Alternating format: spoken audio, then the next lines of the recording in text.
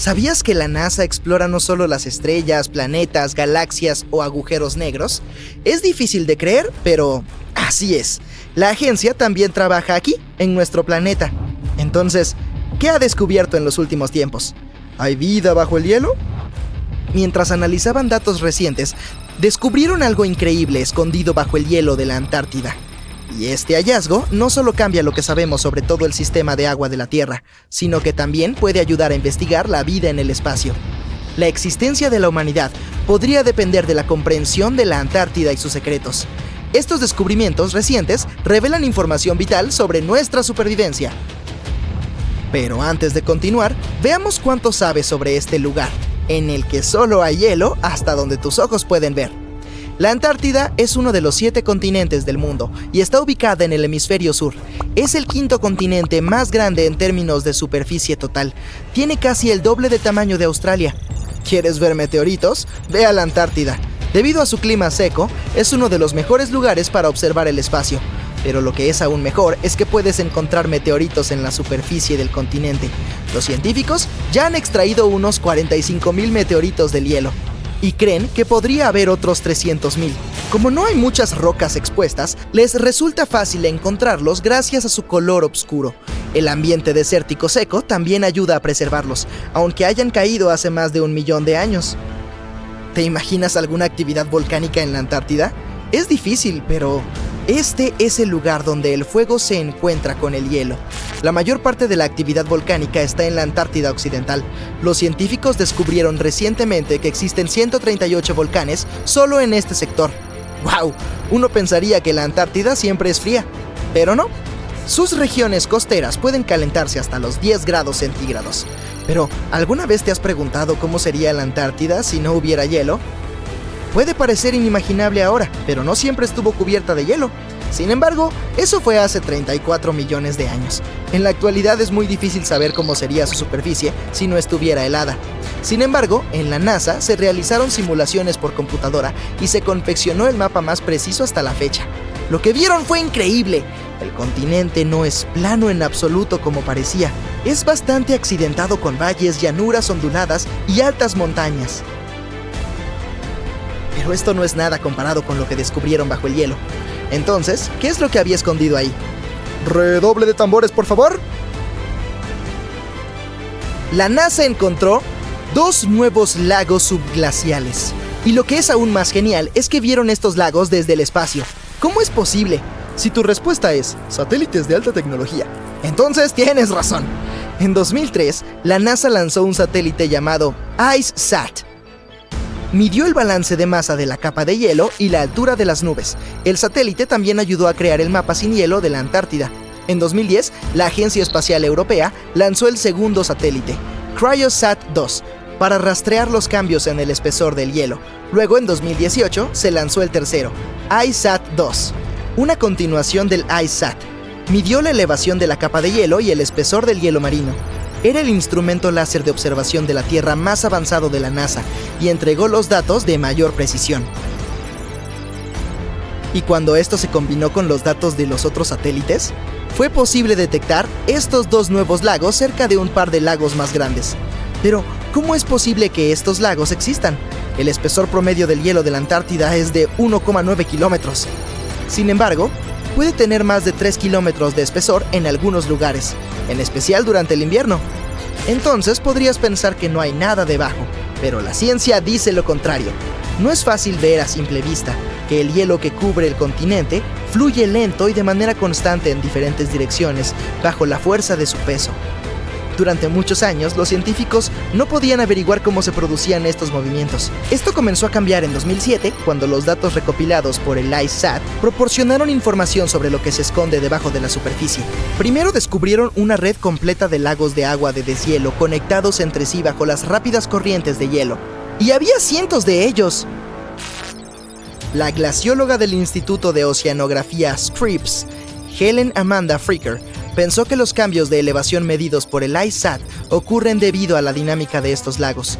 No retienen el agua de deshielo de forma estática. En cambio, se llenan y drenan continuamente a través de un sistema de vías fluviales. Y mientras lo hacen, el hielo de arriba sube y baja. Pero, ¿a dónde drenan? Al océano, por supuesto, y drenan mucho.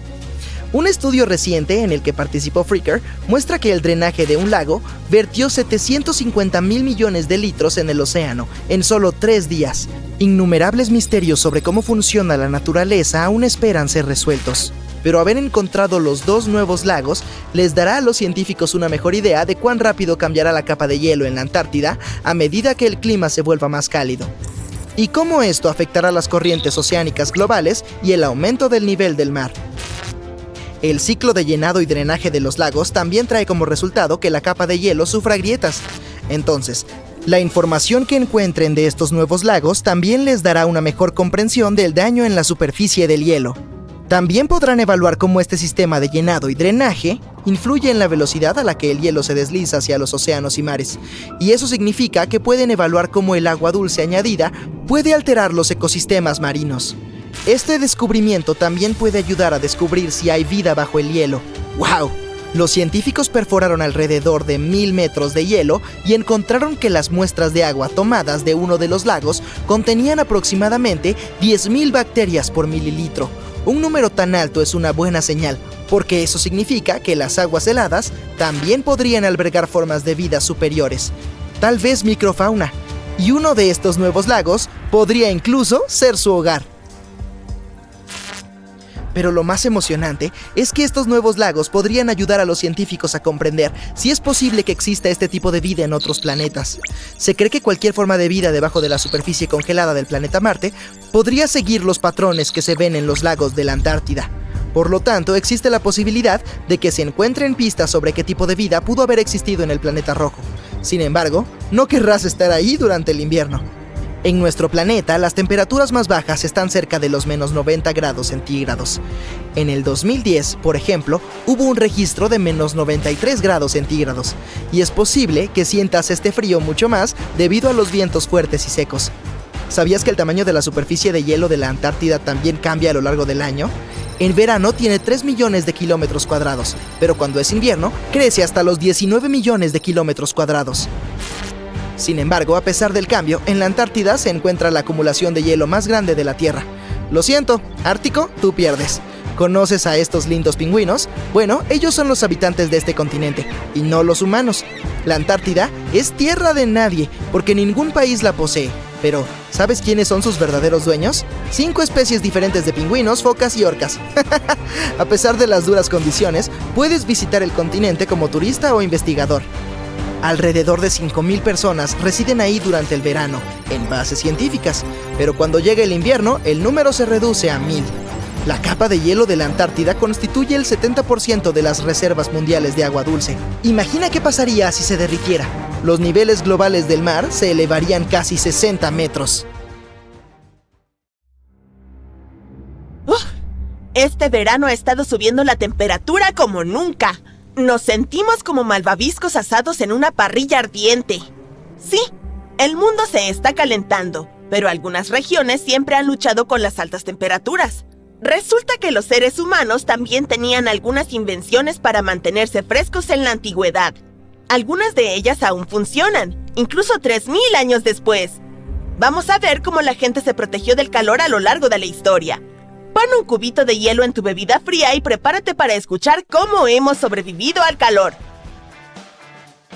Hablando de cubitos de hielo, ¿sabías que los persas crearon un sistema de almacenamiento de hielo? En los desiertos de la antigua Persia, la gente tuvo una idea fuera de lo común para evitar que sus alimentos se convirtieran en un desastre derretido. Estos ingeniosos persas descubrieron un truco físico que les permitía crear hielo en medio del desierto. Llamaron a estas frescas estructuras yakchals, que básicamente significa pozos de hielo. Estos pozos de hielo no eran refrigeradores comunes, eran como neveras subterráneas secretas.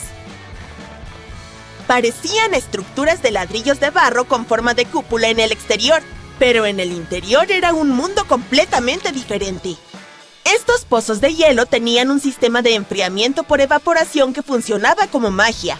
Por la noche, cuando el desierto se enfriaba, los persas aprovechaban el efecto de enfriamiento radiativo. Establecían trincheras inteligentemente diseñadas que contenían finas capas de agua. El agua se congelaba y desafiaba al calor del desierto. Luego había áreas de almacenamiento subterráneas cuadradas. Los persas recolectaban el agua de hielo derretida de estas trincheras frescas y, durante la noche, la congelaban nuevamente, aprovechando al máximo el frío natural del desierto. Para aumentar el efecto de enfriamiento, construyeron una pared para proteger las áreas de almacenamiento del caliente sol del mediodía. Y eso no era todo. Tenían un fantástico captador de viento llamado Batyr, que atrapaba la brisa y la dirigía directamente a las fosas de hielo. Aire fresco más brisa helada. Una combinación ganadora. Incluso tenían complejos canales de agua llamados qanats para llevar agua a los pozos de hielo y a las casas desde las montañas cercanas. Con el paso del tiempo, estos yakshals se desvanecieron en la historia y la tecnología moderna tomó el control. Pero oye, también hay buenas noticias. Algunas personas increíbles de Irán están restaurando estos antiguos refrigeradores. Así que, si alguna vez te encuentras en el desierto, no olvides hacer una visita a estos maravillosos lugares y presenciar el genio de los antiguos persas en vivo y en directo. Ahora quiero concentrarme más en los captadores de viento, porque no solo ayudan a hacer cubitos de hielo, también funcionan como un sistema de enfriamiento. En el pasado, esas maravillas arquitectónicas eran todo un furor en lugares como Persia, el actual Irán, Egipto y Medio Oriente.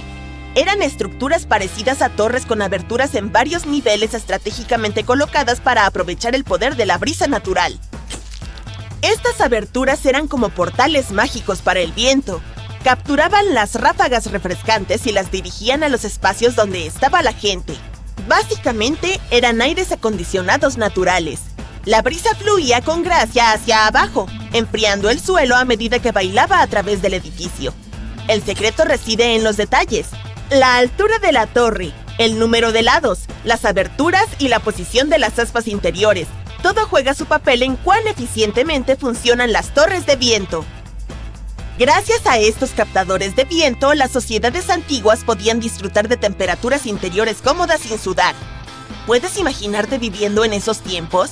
¿Sentir la suave brisa que recorre tu hogar mientras te mantienes fresco y relajado? A menudo se atribuye a los persas la invención de estos impresionantes captadores de viento. Pero no olvides a Egipto. Allí puedes encontrar rastros de estructuras similares que datan de 1300 años antes de Cristo.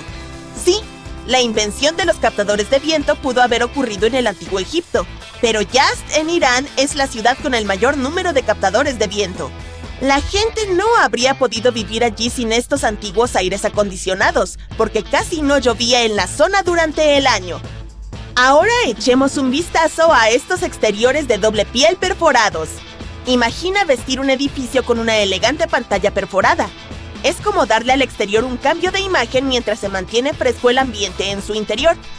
Esta técnica ingeniosa, en primer lugar, dispersa la luz natural del día, así que los rayos fuertes del sol no te ciegan. La pantalla también ofrece sombra, lo que le da al interior del edificio un muy necesario descanso del sol ardiente. Es como un sombrero natural para tu hogar. Colocar esta pantalla a 1 metro de distancia de las paredes exteriores crea un pasillo aireado y soñado para la circulación de aire fresco, y también le añade un toque de elegancia al edificio. Estas estructuras se llaman Jaali. En Jaipur, India, la temperatura diurna promedio es de unos 37 grados centígrados. Por lo tanto, estas estructuras son salvavidas. Los Jaalis vienen en varias formas y están hechos de cemento, tierra y madera. Es un símbolo cultural profundamente arraigado en la arquitectura india. Puedes encontrar su cautivadora presencia en edificios históricos icónicos como el majestuoso Taj Mahal y el Gran Fuerte Rojo de Delhi. Pero no es solo algo del pasado. Todavía se puede ver en la arquitectura moderna, y su encanto ha despertado la creatividad de artistas y diseñadores de todo el mundo. Adorna el exterior de los edificios, y su sección transversal muestra una abertura más grande en el exterior y una más pequeña en el interior. Aquí es donde el efecto Venturi entra en juego. A medida que el aire fluye a través del paso estrecho, aumenta su velocidad creando una diferencia de presión entre el interior y el exterior del edificio. El aire que sopla a una velocidad mayor se comprime, y cuando se libera, se enfría. El mashrabiyya es un enrejado o una pantalla de madera utilizada en el Medio Oriente y el norte de África. Estas maravillas decorativas se parecen a las persianas de ventana, pero hacen más que solo verse bonitas, también son muy útiles. Proporcionan privacidad. Te protegen del sol y permiten la entrada de aire fresco y de luz. Algunas personas les añaden macetas de barro llenas de agua, arena o paja húmeda. Cuando el aire caliente sopla a través de los agujeros, también pasa por la superficie porosa de la maceta.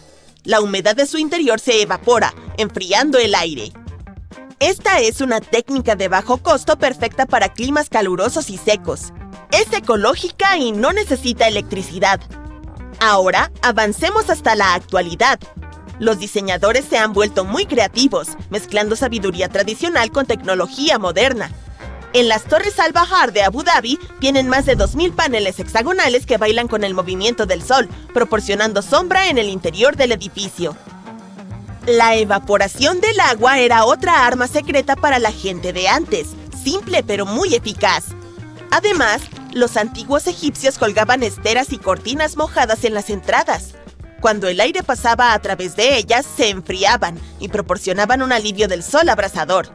Los antiguos arquitectos eran maestros a la hora de maximizar el flujo de aire. Sabían cómo ventilar de manera cruzada y dejar que el aire caliente escapara mientras invitaban al aire más fresco a sus edificios. Hablando de la antigua Roma, las termas eran el lugar ideal en aquel entonces. Funcionaban como un centro comunitario. La gente se reunía para hablar de política, jugar deportes y, por supuesto, disfrutar de un relajante baño. El frigidarium era el lugar fresco de las termas romanas. Después de un baño de vapor en el caldarium, los romanos se lanzaban a esta gran piscina para refrescarse. En algunos lugares, como Capadocia en Turquía, la gente se escondía bajo tierra para huir del calor. Tallaban acogedoras viviendas en roca volcánica, aprovechando los poderes naturales de enfriamiento de la tierra. Entonces, la conclusión es simple. Los arquitectos y diseñadores pueden crear maravillas combinando las tradiciones locales con la tecnología inteligente. El Valle de la Muerte de California cuenta con la temperatura oficialmente registrada más alta hasta la fecha, con 57 grados centígrados en 1913. Mientras tanto, el récord sofocante de África se sitúa en 55 grados centígrados en Kebili, Túnez, tal como se anotó en 1931. En Europa, la temperatura más alta documentada alcanzó los 49 grados centígrados en Sicilia en agosto de 2021. Luego, en 2022, el Reino Unido tuvo el verano más caluroso de todos los tiempos. La región volcánica más grande de la Tierra no está en África ni en Japón, sino bajo el hielo de la Antártida. Los científicos encontraron 138 volcanes en su parte occidental, y si deciden despertarse, sin duda lo notarás. Podrían derretir enormes cantidades de hielo que se desplazarían hacia el océano, elevarían su nivel y harían nuestro planeta inhabitable para los humanos. Pero antes de que empaques tus cosas para volar a otro planeta, escúchame. Solo 2 de los volcanes antárticos están oficialmente clasificados como activos en la actualidad. Y se necesitaría toda una serie de erupciones, década tras década, para impactar seriamente al mundo entero. El Monte Erebus, uno de los 2 volcanes antárticos en actividad, ostenta con orgullo el título del volcán activo más austral del mundo. Ha estado en erupción continua desde al menos 1972. Emite columnas de gases y vapor y a veces incluso arroja rocas, y los científicos las denominan erupciones estrombolianas. Una de sus características más impresionantes es un lago de lava en uno de los cráteres de la cima, con material fundido en la superficie. Estos lagos son bastante raros porque necesitan ciertas condiciones para que la superficie nunca se congele. El segundo volcán activo es la Isla Decepción, una masa de tierra con forma de herradura. Es la caldera de un volcán activo que entró en erupción por última vez hace más de 50 años. Los científicos que lo monitorean dicen que no debería descontrolarse pronto. La Antártida también tiene muchas fumarolas, que son conductos volcánicos que liberan gases y vapores al aire. En las condiciones adecuadas, pueden expulsar suficiente material como para formar torres de hielo fumarólico de hasta 3 metros de altura. Los científicos monitorean los volcanes antárticos con sismómetros que detectan cuando la Tierra comienza a temblar debido a la actividad volcánica. A veces, también utilizan tecnología más compleja, pero todo es muy desafiante debido a lo remota que es esta región polar y lo complicado que es llegar allí.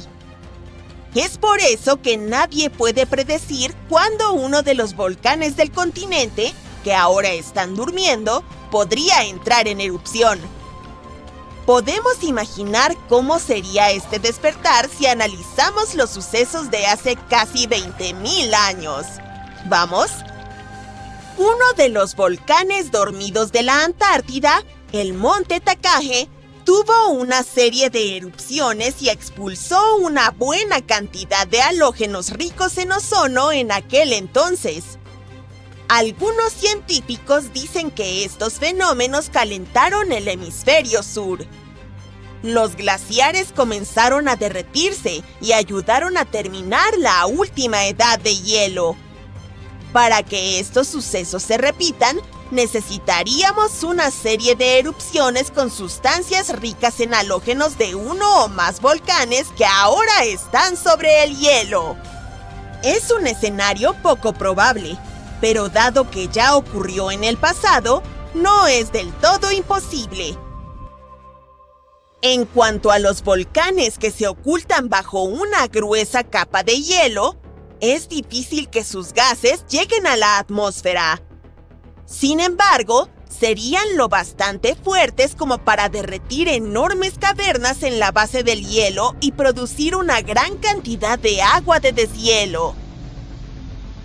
La capa de hielo de la Antártida Occidental está húmeda y no congelada en su base, por lo que esta agua de deshielo funcionaría como un lubricante, ya que provocaría el movimiento del hielo superior. El volumen de agua que incluso un gran volcán podría generar de esta manera es insignificante comparado con el volumen de hielo que tiene encima. Por lo tanto, una sola erupción no marcaría una diferencia. Sin embargo, varias erupciones que ocurren cerca o debajo de cualquier gran corriente de hielo de la Antártida Occidental sí lo harían. Estas corrientes son ríos de hielo que transportan la mayor parte del agua congelada de la Antártida hacia el océano. Si cambian su velocidad y traen cantidades enormes de agua al océano, su nivel se elevará. A medida que el hielo se vuelva más y más delgado, habrá cada vez más erupciones nuevas. Algo así ocurrió en Islandia. El número de erupciones volcánicas aumentó cuando los glaciares comenzaron a retroceder al final de la última edad de hielo. Resumiendo, para que ocurran cambios importantes, varios potentes volcanes que están sobre el hielo llenos de gases con halógenos deben despertarse en unas pocas décadas entre sí y mantenerse activos durante decenas a cientos de años. La Antártida almacena alrededor del 80% de toda el agua dulce del mundo, y si se derritiera toda, el nivel global del mar aumentaría unos 60 metros. Luego tendríamos que buscar un nuevo planeta para vivir. Pero esta es una posibilidad remota. Es más probable que las erupciones bajo el hielo lubriquen los flujos de hielo y arrastren agua hacia el océano, pero no sería el fin del mundo. Un supervolcán extremadamente potente y enfurecido podría lograrlo, y ya ha ocurrido en el pasado. Hace más de 200 millones de años, el mundo pasó por una gran transformación, con no uno, no dos, sino 4 enormes erupciones volcánicas en grandes oleadas. El supervolcán de la provincia magmática del Atlántico Central estuvo entrando en erupción una y otra vez durante 600.000 años. Todo sucedió en Wrangellia, un gran trozo de tierra que solía ser un volcán gigante que se extendía a través de lo que ahora son Columbia Británica y Alaska. Y no fue la lava o la ceniza volcánica lo que arruinó el medio ambiente. La erupción hizo que los niveles de carbono se dispararan. El planeta nunca volvería a ser el mismo. Esta actividad volcánica podría haber ayudado a que los dinosaurios crecieran de criaturas del tamaño de un gato a los gigantes que vimos en Parque Jurásico. Desató una temporada de lluvias de 2 millones de años, el episodio pluvial carniano.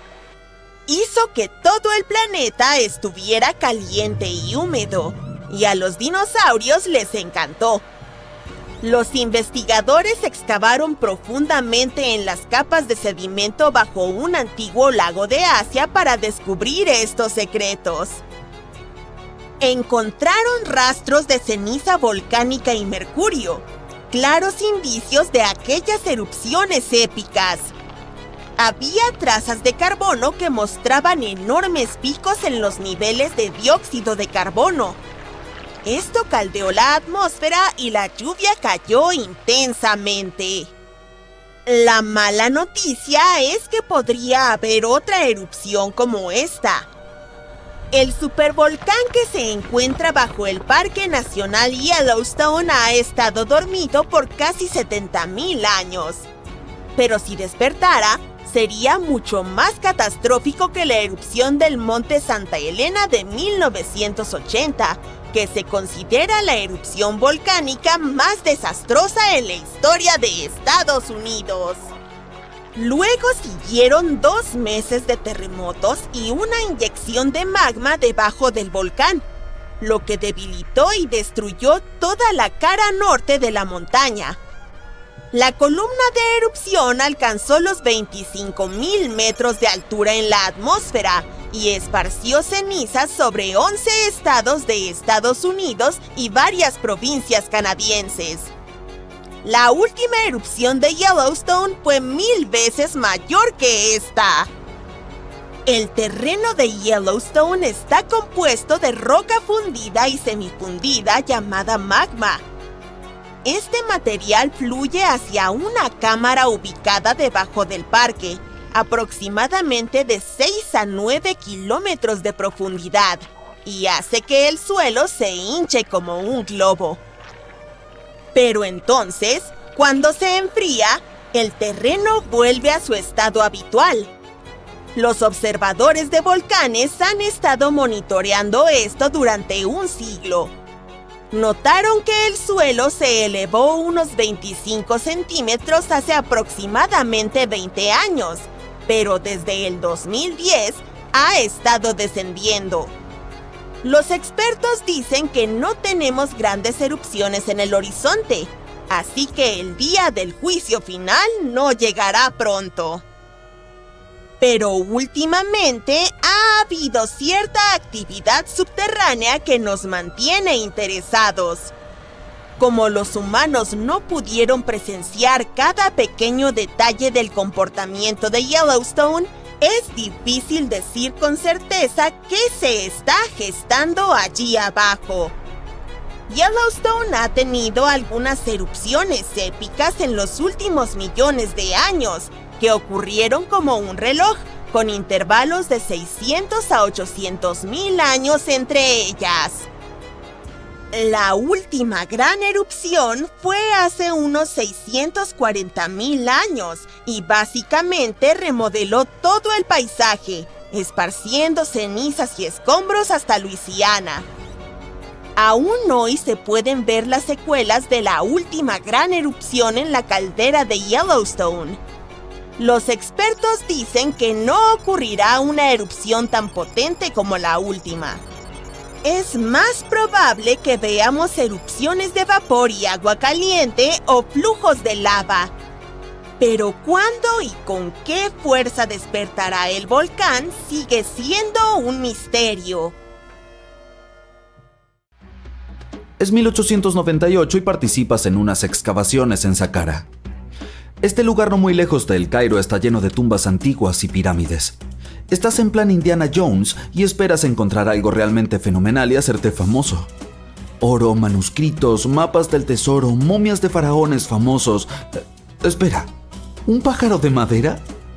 Estás muy decepcionado porque parece un juguete normal, uno viejo pero sin valor. No puedes imaginar que años más tarde alguien diría que tu pájaro era en realidad un antiguo monoplano. Así es, el artefacto, apodado el pájaro de Saqqara, está hecho de sicomoro. Tiene una envergadura de solo 18 centímetros y pesa alrededor de 40 gramos. Es un perfecto recuerdo original de Egipto, diría yo. Tiene más de 2000 años y es bastante sencillo, sin ninguna talla de plumas u otros ornamentos intrincados. Sin embargo, tiene pico y ojos, lo que hace que parezca un halcón, el emblema de la deidad Horus. Su cola es bastante rara, ya que es cuadrada. Se ve extrañamente erguida y parece que la parte hundida era el lugar para una pieza ahora desaparecida. A los humanos nos encanta resolver un buen misterio, así que ha habido varios intentos de explicar el uso del pajarito. La primera idea, muy simple, es que era un objeto ceremonial. La segunda es que era un juguete para un niño de alguna familia acomodada. Podría haber sido una especie de boomerang, que era un objeto bastante popular en el antiguo Egipto. También existía la teoría de que el pájaro había sido utilizado como veleta. Pero esta idea ha quedado desacreditada, ya que la figura no tiene agujeros ni marcas, salvo la que se hizo en el Museo de El Cairo para fijar la pieza en un palo. Así que no había forma de colgarla en el pasado.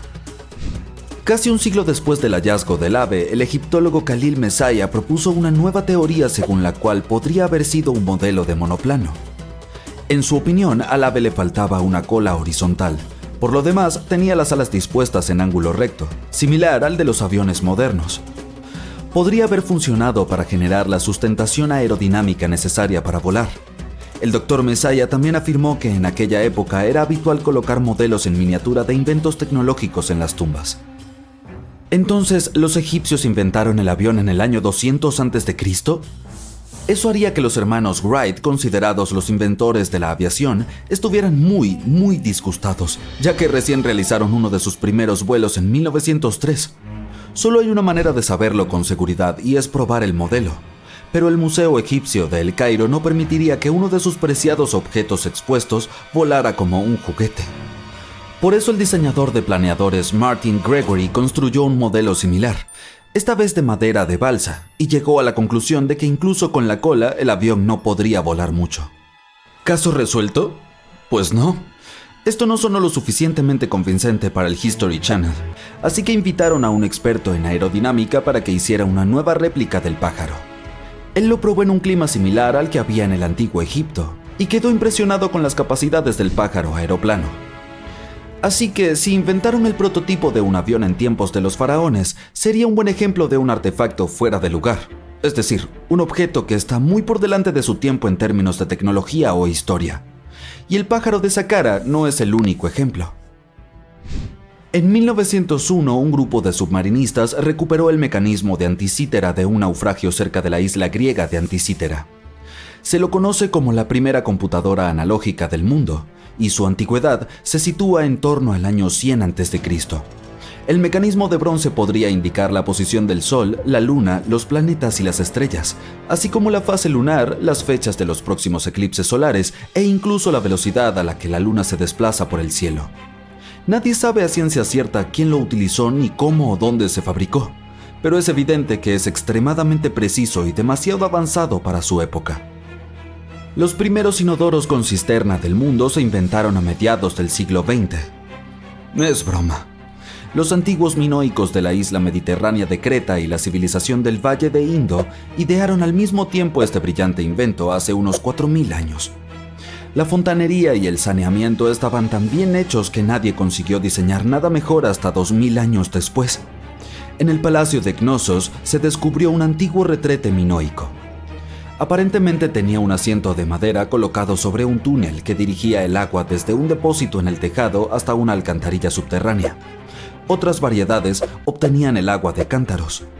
Solo los más ricos podían permitirse toda esta gloria. Así que, si querías comprar una casa en aquella época, el inodoro con cisterna era un signo revelador de que estabas en el barrio de los acaudalados.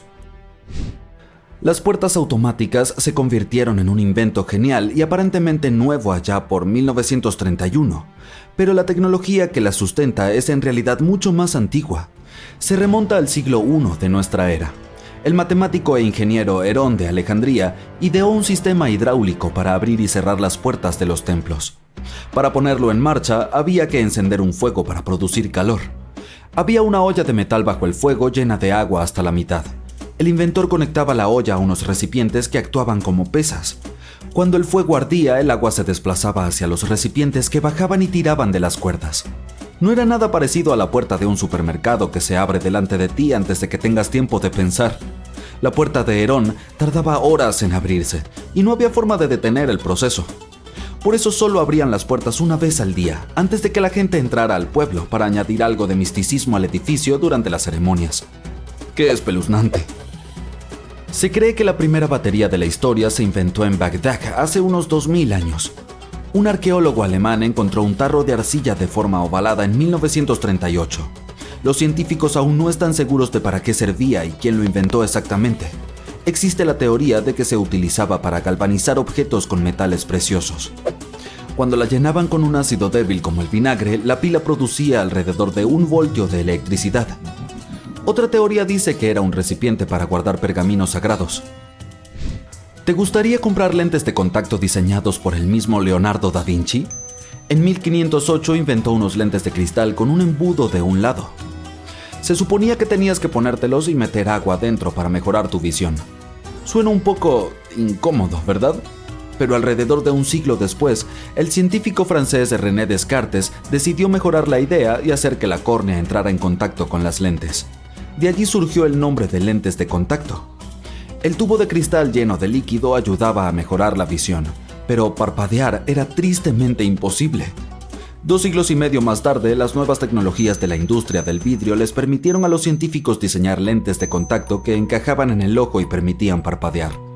Sin embargo, estas lentes eran de vidrio soplado y no dejaban respirar al ojo. Unos 50 años más tarde, las lentes de contacto pasaron a ser de plástico, ligeras, irrompibles y resistentes a los arañazos, pero seguían cubriendo todo el ojo.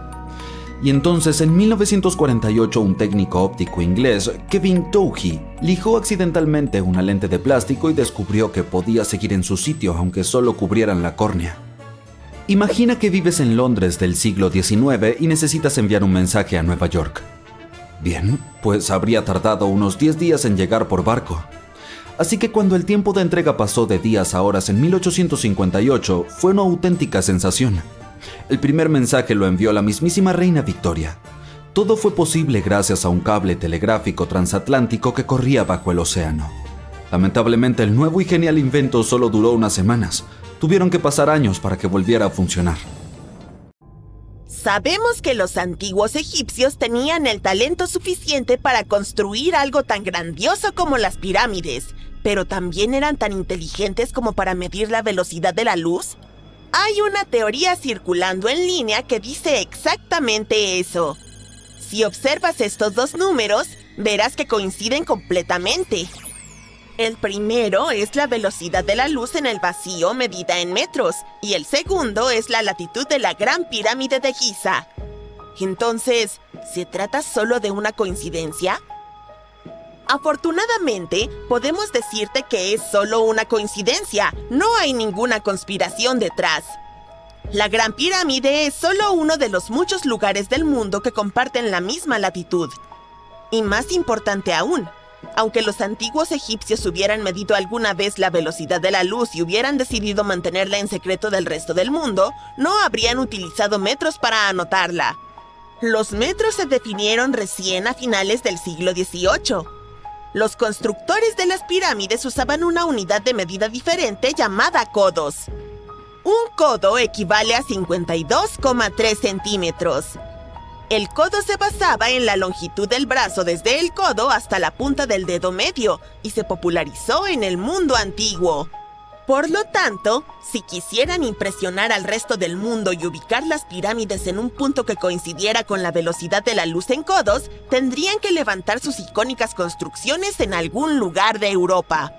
El astrónomo danés que primero midió la velocidad de la luz en 1676 habría estado muy molesto al saber que alguien lo había hecho siglos antes que él. Así que, aunque estaban adelantados a su tiempo en muchos aspectos, los antiguos egipcios nunca calcularon la velocidad de la luz ni usaron la longitud y la latitud para registrar sus ubicaciones. La base de la Gran Pirámide de Giza puede parecer un cuadrado perfecto, pero en realidad es una estructura de 8 lados, no de 4. Cada uno de sus lados tiene una sutileza cóncava que lo divide uniformemente de la base al vértice. La versión oficial afirma que un piloto británico fue el primero en notarlo en 1940 mientras volaba sobre la pirámide. Tomó una fotografía que mostraba cómo las sombras resaltaban estas hendiduras. Algunas personas piensan que estas líneas solo son visibles desde arriba y se ven mejor al amanecer y al anochecer durante los equinoccios de primavera y otoño. Esto ha dado lugar a la teoría insólita de que los antiguos egipcios podrían haber diseñado las pirámides para comunicarse con algo que las observaba desde arriba. La Gran Pirámide es una de las únicas 3 pirámides que tuvieron una puerta giratoria. Pesaba alrededor de 20 toneladas, pero aún así podían abrirla fácilmente desde el interior. Su ajuste preciso la hacía casi invisible desde el exterior, sin ninguna cerradura o manija a la vista. Solo había ligeras variaciones en la piedra exterior que indicaban una apertura. Las otras 2 pirámides con puertas similares pertenecían al padre y al abuelo de Keops. La Gran Pirámide también tiene un espacio oculto de 30 metros de largo que recién fue descubierto en 2017. Todavía no sabemos qué hay dentro de ese espacio, qué propósito cumplía o si es el único espacio de su tipo. Los investigadores utilizan la misma tecnología para ver a través de las paredes de las catedrales, las pirámides mayas e incluso los volcanes. Depende de una lluvia natural de partículas subatómicas llamadas muones, que pasan más fácil por espacios vacíos que por materiales sólidos. Entonces, si se colocan varios detectores de muones alrededor de una estructura, los científicos pueden registrar sus áreas sólidas y vacías. Un equipo de investigadores colocó detectores de muones dentro de la Gran Pirámide, lo que les permitió recopilar datos durante meses. Los científicos han analizado muchas veces muestras del mortero utilizado en la construcción de las pirámides. Aunque conocemos su composición, la tecnología moderna todavía no puede replicarlo. El mortero está compuesto en su mayor parte por yeso procesado, pero no se utilizaba como el cemento que usamos hoy para los ladrillos. En su lugar, se empleaba para sostener las juntas entre las enormes piedras mientras eran colocadas. La cantidad estimada necesaria para construir la Gran Pirámide fue de alrededor de 500,000 toneladas de mortero. Este mortero de yeso es más fuerte que las piedras mismas y ha resistido miles de años. Las 4 caras de la Gran Pirámide están alineadas con los puntos cardinales: norte, sur, este y oeste.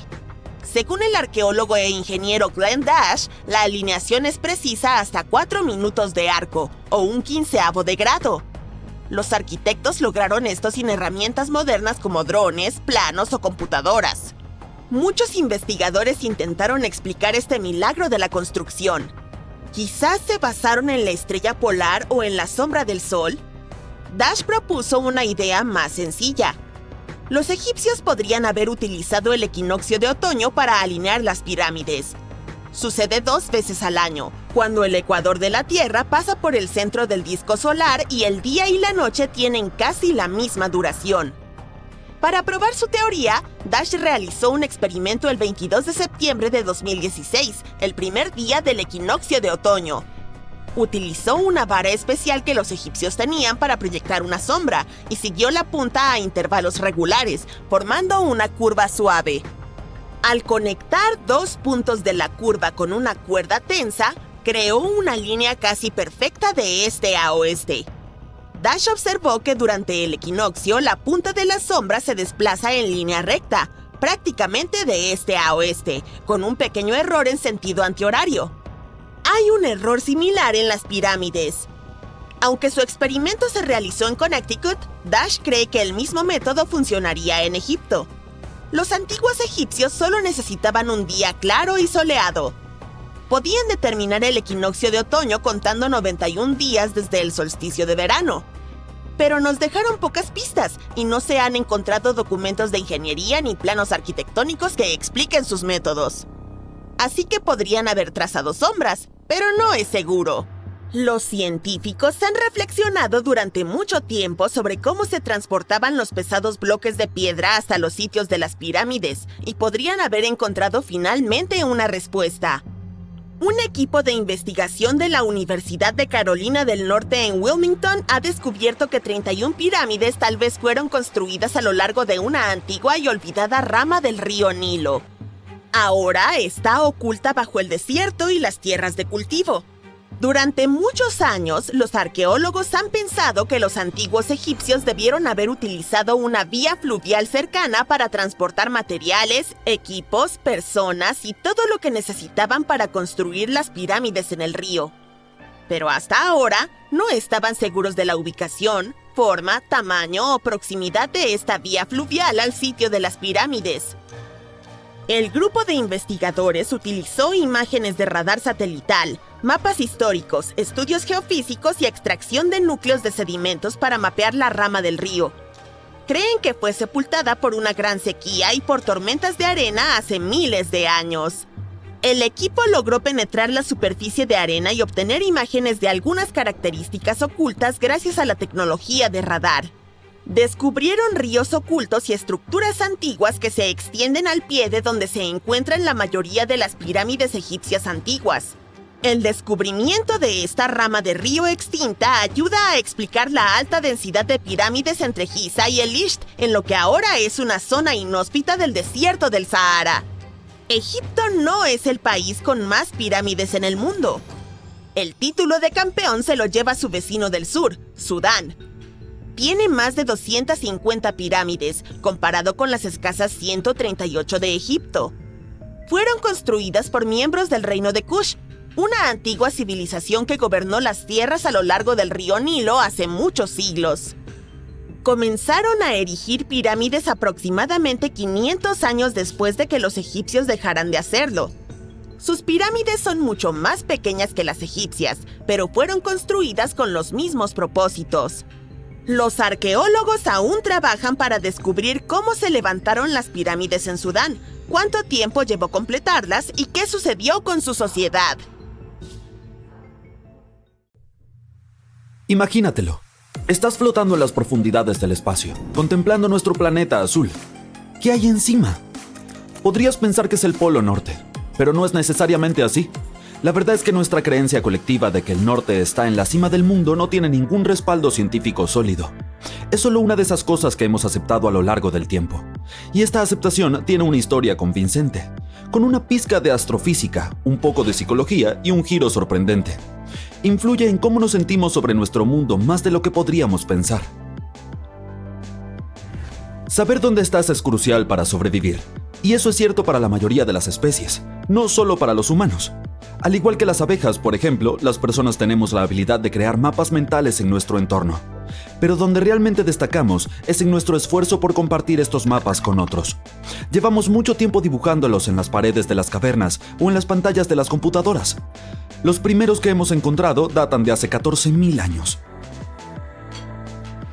A pesar de esta larga historia, solo en los últimos siglos hemos decidido que el norte debe estar siempre en la parte superior del mapa.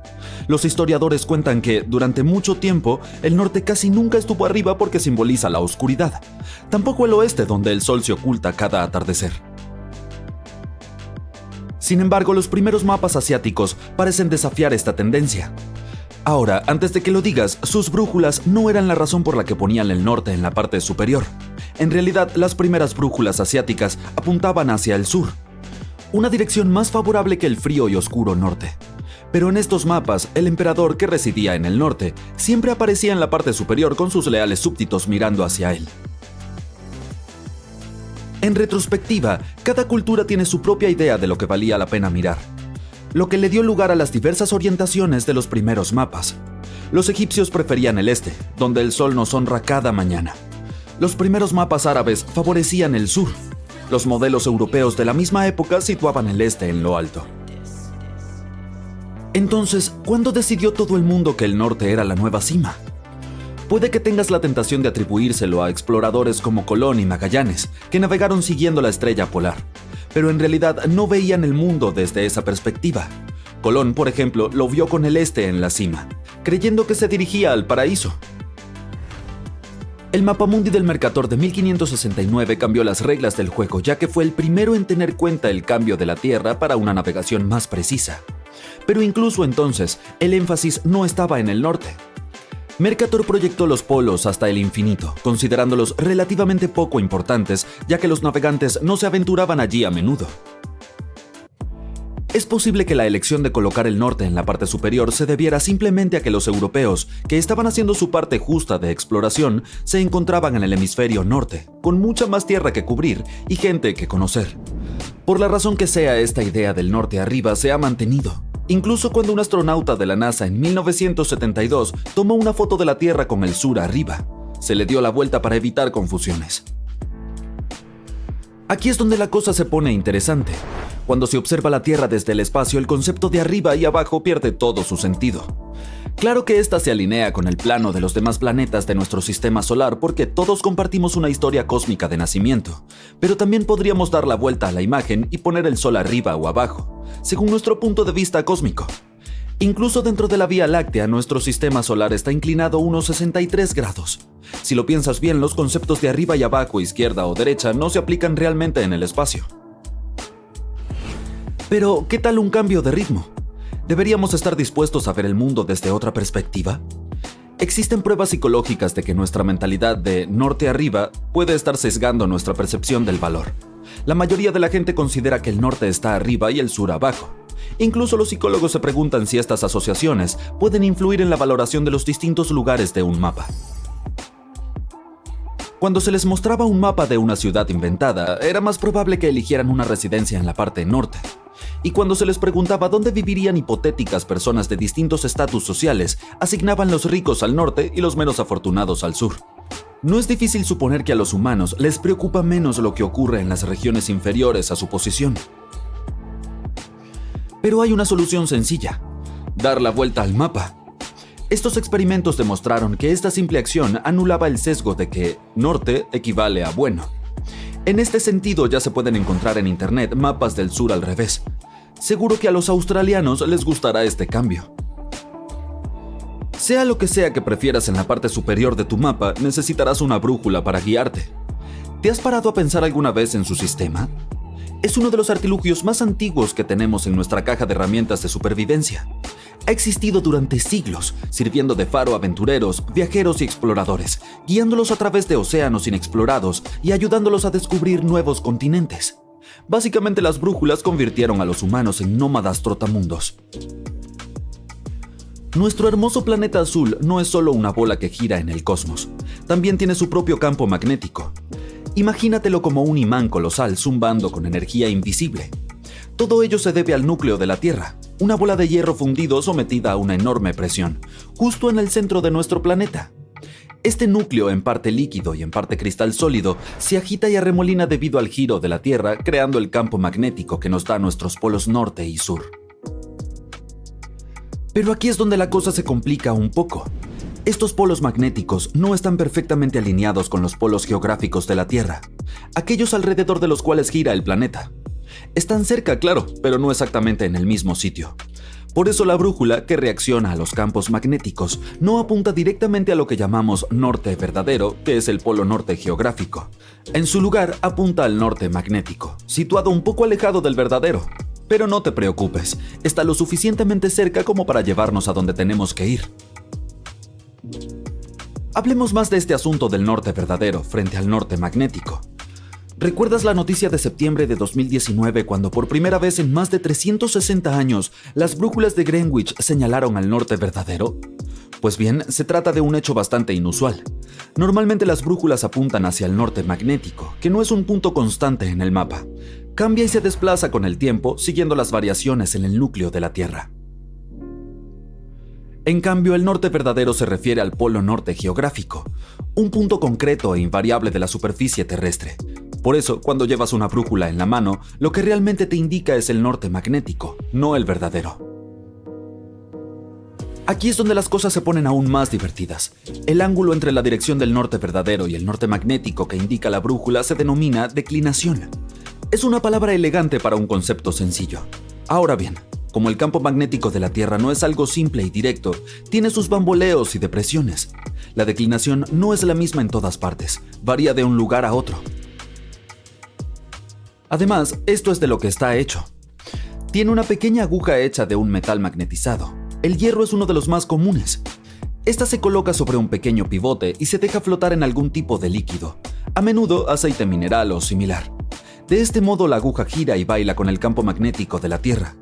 Cuando sostienes la brújula plana en la mano, la aguja se asienta y apunta al norte magnético.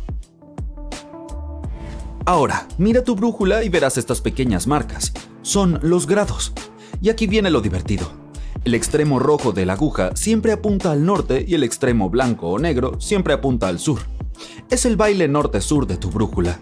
Además, a menudo hay una flecha en la caja de la brújula, justo en la parte superior.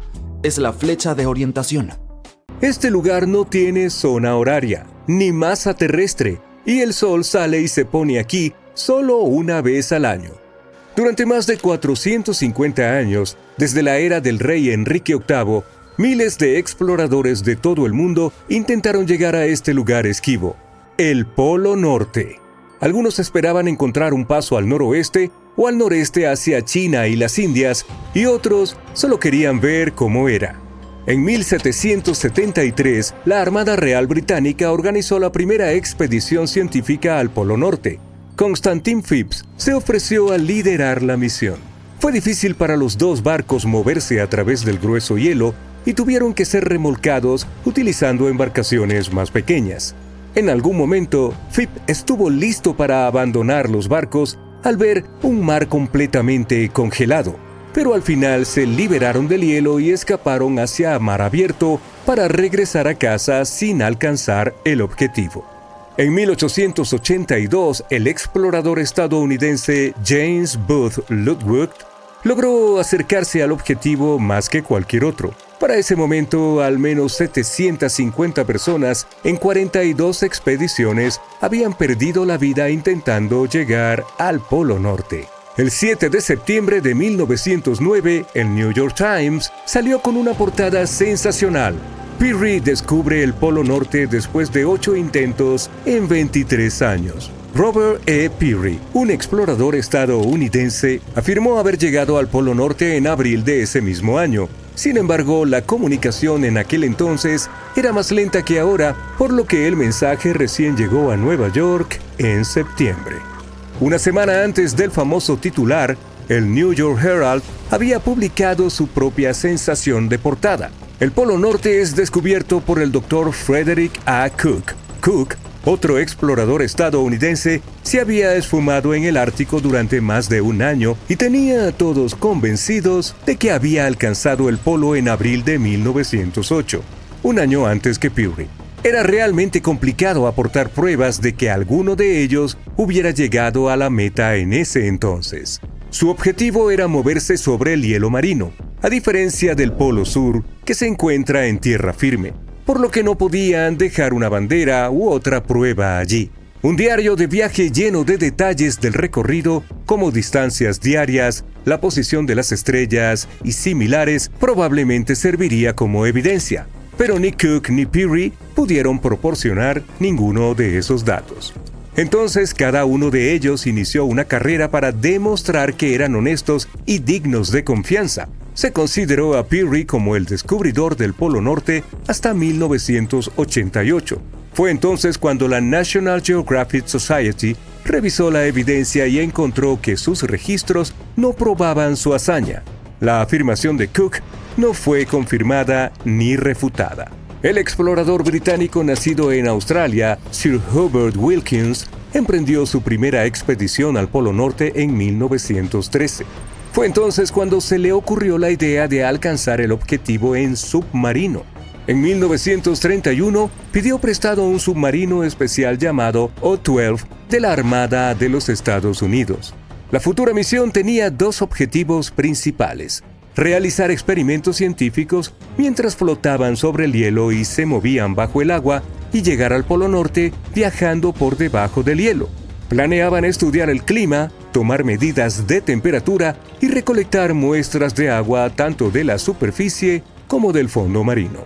El submarino que usó Sir Hubert fue llevado a un astillero en Nueva Jersey para ser modificado. Añadieron el equipo científico más moderno y cambiaron el exterior para que el submarino pudiera viajar bajo el hielo. El 16 de marzo, el submarino comenzó su viaje hacia el astillero naval de Brooklyn, en Nueva York. Pero incluso antes de salir del río Delaware, enfrentaron retrasos. Una tormenta de nieve los obligó a detenerse en el astillero naval de Filadelfia, y tuvieron que parar nuevamente para conseguir más combustible. Cuando el submarino estaba entrando al puerto de Nueva York, un tripulante de solo 27 años cayó por la borda y se ahogó. El submarino fue oficialmente rebautizado como Nautilus, y el nieto de Julio Verne, el autor de 20.000 leguas de viaje submarino que inspiró el nuevo nombre, estuvo allí para presenciarlo. Antes de comenzar su travesía, la tripulación probó el Nautilus en diferentes lugares frente a la costa de Nueva Inglaterra. Enfrentaron críticas y ya estaban 2 meses retrasados, así que decidieron dirigirse directamente a Inglaterra. Durante su viaje a través del Atlántico, navegaron en medio de fuertes tormentas. El 13 de junio, el motor de estribor se averió y luego el motor de babor falló debido al uso excesivo. Mientras cruzaban el Atlántico, Sir Hubert Wilkins seguía informando por radio la posición del submarino a los Estados Unidos. Después de que fallaran ambos motores, enviaron una señal de SOS. El 15 de junio, el USS Wyoming, un enorme barco en un crucero de entrenamiento con estudiantes navales, rescató al Nautilus. El Wyoming remolcó el submarino averiado hasta Queenstown, Irlanda, y luego fue llevado a Davenport, Inglaterra, para hacer las reparaciones. Tuvieron que esperar repuestos de Estados Unidos, lo que causó más retrasos. Una vez que el Nautilus fue reparado, se dirigieron a Bergen, Noruega, para encontrarse con los oficiales científicos del submarino y obtener más equipos. Una de las adiciones más importantes fue una cámara de buceo que les permitió bajar herramientas científicas al agua a través de una escotilla especial. El 5 de agosto, el Nautilus finalmente dejó Bergen y se dirigió al norte para encontrar témpanos de hielo. Tuvieron muchos retrasos debido a problemas mecánicos y tormentas. Una tormenta incluso hizo que el submarino se inclinara en ángulos insólitos. Finalmente, el 19 de agosto vieron el primer témpano de hielo. Durante unos días siguieron el borde del hielo buscando un buen lugar para bucear. 3 días después, intentaron bucear bajo el hielo, pero descubrieron que los timones de inmersión del submarino faltaban. Un buzo se lanzó al agua para verificarlo y vio que alguien debía haber roto los timones a propósito. Esto hizo que Wilkins pensara que alguien de la tripulación había saboteado el submarino porque no confiaba en la misión. Aún sin los timones, Wilkins quería realizar algunos de sus experimentos científicos.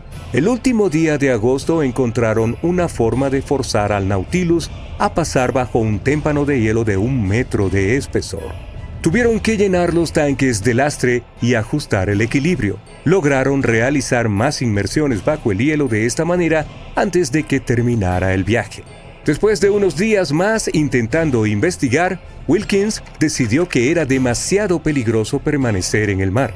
El Nautilus llegó a Svalbard, el archipiélago ubicado entre la Noruega continental y el Polo Norte, el 8 de septiembre tras atravesar la peor tormenta del viaje.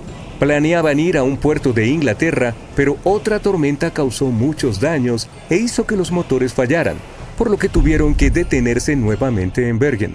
Después de obtener el permiso de la Junta de Navegación de Estados Unidos, el Nautilus fue remolcado fuera de Bergen y hundido en un fiordo noruego el 30 de noviembre de 1931.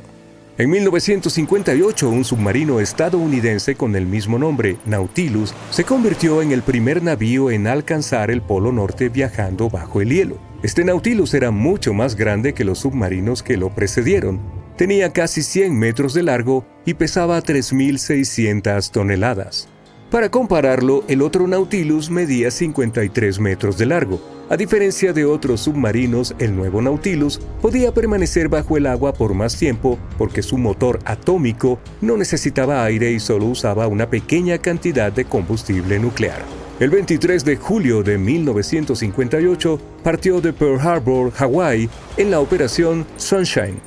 Había 116 personas a bordo, el comandante Anderson, 111 oficiales y miembros de la tripulación y 4 científicos civiles. El Nautilus viajó hacia el norte a través del estrecho de Bering y recién emergió una vez que estaba en Point Barrow, Alaska. El 1 de agosto el submarino dejó la costa norte de Alaska y se sumergió bajo la capa de hielo del Ártico. El submarino viajó a una profundidad de 150 metros con el hielo de un grosor de entre 3 y 15 metros. A las 11:15 de la noche del 3 de agosto, el comandante Anderson le dijo a su tripulación: "Para el mundo, nuestro país y la Marina, el Polo Norte y el Nautilus pasó justo por debajo del Polo Norte sin detenerse". El 5 de agosto el submarino emergió en el mar de Groenlandia y luego, 2 días después, terminó su histórico viaje en Islandia.